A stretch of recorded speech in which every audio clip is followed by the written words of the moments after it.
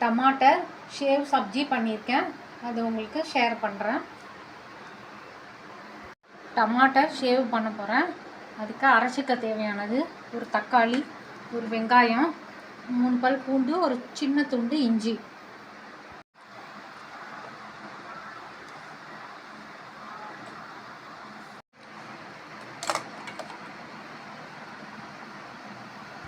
கடாயில் ஒரு ஸ்பூன் பட்டரும் ஒரு ஸ்பூன் நெய்யும் வச்சுருக்கேன். காஞ்சோன்னே அரை ஸ்பூன் ஜீரகம், ஓமம் கையால் க்ரஷ் பண்ணிவிட்டு அரைச்சி வச்சா பேஸ்ட்டை ஊற்றி பச்சை வாசம் போகிற அளவு வதக்கணும்.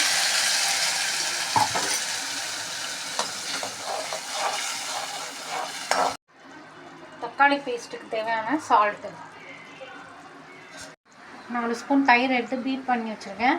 அதுக்கு தேவையான சால்ட்டு, 1 ஸ்பூன் தனியா பொடி, 1 ஸ்பூன் மிளகா பொடி, 1 ஸ்பூன் மஞ்சள் பொடி, பீட் பண்ண கூட டொமேட்டோ பியூரி இதில் ஊற்றணும்.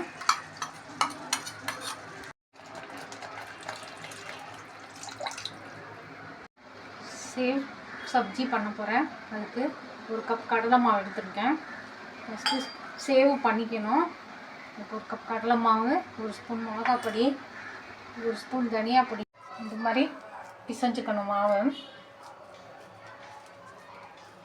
பிசைஞ்சு இதில் எண்ணெய் தடவிட்டு இதுக்குள்ளே வச்சுட்டு எண்ணெய் காஞ்சோன்னா புளிய வேண்டியதான். இந்த மாதிரி பதத்துக்கு மாவு பிசைஞ்சுக்கணும். முருங்கை புளியிற அச்சில் காராச்சேவு புளியிற பிளேட் போட்டிருக்கேன். அதில் உள்ள மாவு வச்சுட்டு எண்ணெயும் காய வச்சுட்டேன், புளிய வேண்டியதான்.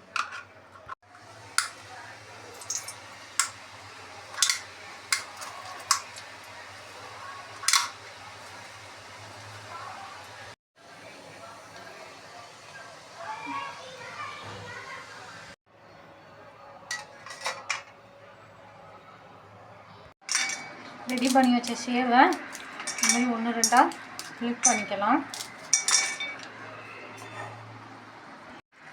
ரெடி பண்ண கிரேவியோட ஷேவ் ஆட் பண்ணுறேன்.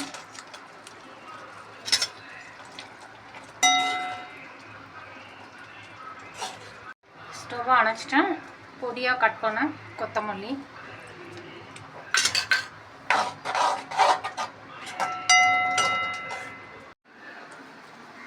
சர்விங் பவுலுக்கு ட்ரான்ஸ்ஃபர் பண்ணுறேன்.